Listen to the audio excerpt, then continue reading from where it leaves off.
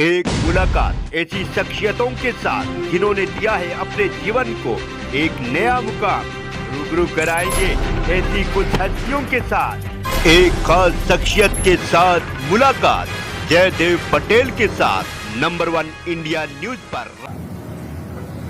नमस्कार व्यूअर्स, मैं हूं जयदेव पटेल और आप देख रहे हैं नंबर 1 इंडिया न्यूज। आपका एक बार फिर स्वागत है एक खास शख्सियत के साथ मुलाकात प्रोग्राम में। आज हमारे साथ खास मेहमान है भारतीय जनता पार्टी के वरिष्ठ नेता और सांसद शुभेंद्रानंद सरस्वती महाराज। शुभेंद्रानंद सरस्वती महाराज जी, आपका बहुत बहुत स्वागत आज हमारे प्रोग्राम में। जी नमस्कार, धन्यवाद। शुभेंद्रानंद जी सरस्वती जी, आपसे मेरा पहला सवाल है कि किस तरह से देखते हैं अधीर रंजन चौधरी जी ने जिस तरीके से शब्दों का इस्तेमाल किया प्रेसिडेंट ऑफिस के लिए और स्पेशली द्रौपदी मुर्मू जी के लिए, क्या कहेंगे आप?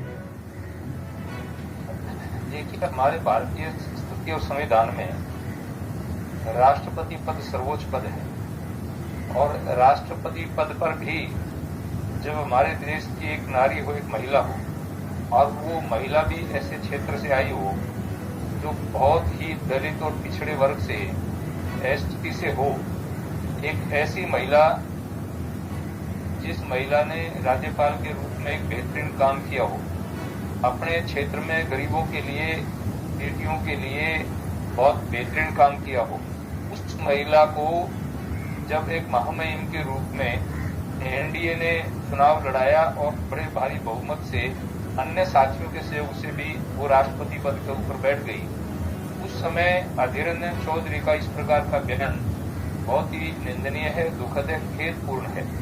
देखिए, पद जो होता है ना, उसकी कोई संज्ञा नहीं होती। पद ने स्त्रीलिंग होता है, न पुल्लिंग होता है, न नपुंसकलिंग होता है, पद होता है। अब ये राष्ट्रपति को राष्ट्रपत्नी कहते हैं तो फिर आप सांसद को क्या कहेंगे जी? बताइए, सांसद को क्या संज्ञा देंगे, मंत्री को क्या संज्ञा देंगे, एसपी है कोई महिला, उसको क्या संज्ञा देंगे, कलेक्टर है उसको क्या संज्ञा देंगे? यानी पद तो पद है, परंतु इनका तो क्या है कि मस्तिष्क विकृत हो चुका है। सत्ता के चक्कर में इन्होंने लंबे समय तक सत्ता भोगी और सत्ता इनके हाथ से छीन गई और भविष्य में भी लंबे दूरी तक, लंबे समय तक इनको ये नहीं लगता है कि सत्ता हमारे हाथ में आएगी, इसलिए बौखलाए हुए हैं। तो ये बौखलाहट के कारण आदमी की बुद्धि भी भ्रमित हो जाती है, क्रोध के अंदर आदमी की बुद्धि भी भ्रमित हो जाती है। भगवान कृष्ण ने यही कहा है, क्रोधात् बुद्धि विनश्यति।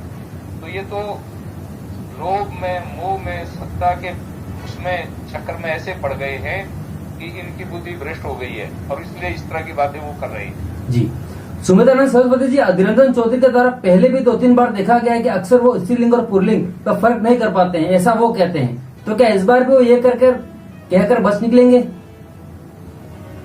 नहीं, देखिए, आप जिस भाषा में बोलते हो उस भाषा का पूरा ज्ञान होना चाहिए। नहीं तो आपको जिस भाषा में आप बोलते हो उसी के अंदर बोलो। आप क्यों किसी दूसरी भाषा की टांग तोड़ते हो? आपको अंग्रेजी नहीं आती, हिंदी नहीं आती है तो आप अंग्रेजी में बोलो, आप बंगला में बोलो, कौन मना करता है आपको? पार्लियामेंट में जब हम 26 भाषाओं में बोल सकते हैं, 27 भाषाओं में बोल सकते हैं, उसका अनुवाद हो सकता है। आपको हिंदी नहीं आती, आप बंगला में बोलो, आप अंग्रेजी में बोलो, कौन कहता है आपको हिंदी बोलने के लिए? लेकिन वो अंतर्राष्ट्रीय, राष्ट्रीय स्तर का नेता बनने के चक्कर में हिंदी बोलते हैं, हिंदी उसको आती नहीं है, उनको यही नहीं पता कि कौन सी मात्रा लगानी है, क्या संज्ञा बननी है। अब आप किसी महामहिम के लिए इस प्रकार की भाषा का प्रयोग करके और ये कह करके पला जा रहे हैं कि भाई मेरे को इसका पता नहीं लगता कि संज्ञा क्या हूं मैं, बड़ी मात्रा है, छोटी मात्रा है, ये नहीं चल सकता है। आप विपक्ष के नेता के पद पर बैठ रहे हैं, कांग्रेस को इसके लिए माफी मांगनी चाहिए और कांग्रेस की जो अध्यक्ष सोनिया गांधी, या तो वो माफी मांगे कि उसको निष्कासित करें कांग्रेस से, इसका रिजाइन लें विपक्ष के नेता के पद से। और यही हमारी मांग है। आज पार्टी ने इसी मुद्दे के ऊपर कहा कि भाई एक महामहिम है जो सारा राष्ट्र जिसको अनुमान करता है। हमारे यहाँ तो कहा है महिला के लिए यत्र नारी पूजन्ते रमन्ते तत्र देवता, जहाँ नारियों का सम्मान होता है वो देवता रमण करते हैं, इनको देवी के रूप में माना गया है। ऐसी महामहिम के लिए इस प्रकार के शब्दों का प्रयोग करके वो बच के निकलना चाहे, ये उचित नहीं है। जी शुभेंद्रानंद सरस्वती जी, सोनिया गांधी के साथ ईडी जो पूछताछ कर रही है, क्या इसको लेकर ये बौखलाहट है, गुस्सा है कांग्रेस के नेताओं में जो इस तरह के शब्दों का इस्तेमाल कर रहे हैं? क्या लगता है आपको? मैं आपसे बात करना चाहता हूँ कि भाई मान लो आप उनके ऊपर आरोप है तो ऐसे किसी व्यक्ति को पूछताछ नहीं करी जिसके ऊपर आरोप नहीं है। आखिर आरोप तो है, भारतीय जनता पार्टी ने थोड़ा मुकदमा किया था, ये तो उनके ऊपर केस है, केस की सुनवाई कोर्ट कर रहा है, इसमें भाजपा का क्या लेना देना? कोर्ट ने आदेश किए हैं और इसलिए सीबीआई और ईडी जो है वो कोर्ट के आदेश से जांच कर रही है। तो ये एक संवैधानिक संस्थाएं हैं और संवैधानिक संस्थाएं जब जांच करती हैं तो उसमें क्यों पेट में दर्द होता है? इनको जांच करवाइए ना। हमारे माननीय प्रधानमंत्री जी, क्या उनकी एसआईटी से जांच नहीं हुई थी? कितने कितने घंटे तक पूछ हुई जो मुख्यमंत्री थे।